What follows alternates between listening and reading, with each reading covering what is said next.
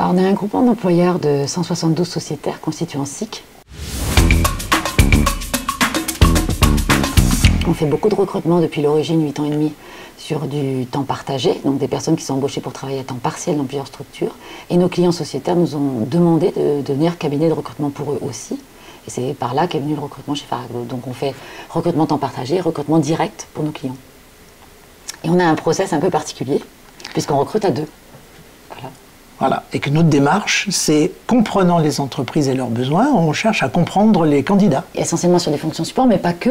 On va aussi dans l'industrie, et des choses un peu plus complexes que les fonctions support qu'on a l'habitude de traiter en temps partagé, qui sont l'administratif, les RH, la qualité, hygiène, sécurité, environnement, la comptabilité, finance, gestion, ou la communication et le marketing digital.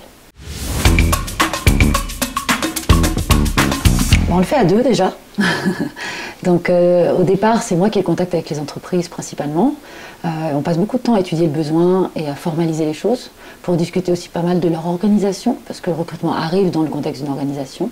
Et puis ensuite, on utilise une plateforme de recrutement pour gérer les candidatures et puis diffuser nos annonces. Et ensuite commence le travail collaboratif plus approfondi avec Pierrick. C'est là que j'interviens. Ouais. Donc à partir des offres qui sont publiées sur la plateforme, arrivent des candidatures. On fait une première sélection, chacun de son côté, de ces candidatures, voir si les profils correspondent aux attentes de l'entreprise. On trie les candidatures et puis on se concerte pour faire le point entre ce qu'on a sélectionné du côté de Céline et de mon côté. Et puis on arrive à une liste de candidats qu'on souhaite contacter pour aller plus loin. Donc je les appelle. Quand les gens répondent, ou quand finalement ils rappellent, on a une conversation pour valider un certain nombre de critères, leur disponibilité par exemple. Et si tout ça est validé, on propose un rendez-vous. Et on rencontre les gens ensemble, Céline et moi. On fait tout en binôme parce qu'on a deux paires d'yeux, c'est pas mal. On ne regarde pas les mêmes choses. Voilà, on n'est pas attentif à la même chose, on n'a pas les mêmes critères de référence.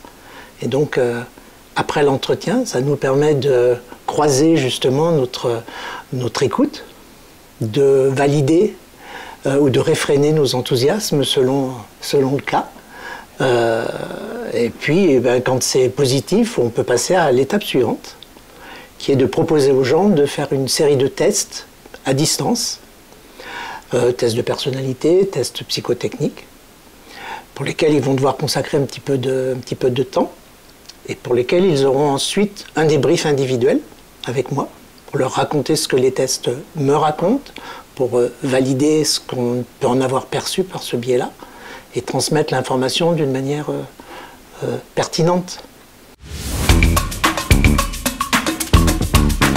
C'est d'avoir une bonne idée de ce que l'entreprise attend et de pouvoir créer un lien suffisant avec les candidats pour les comprendre.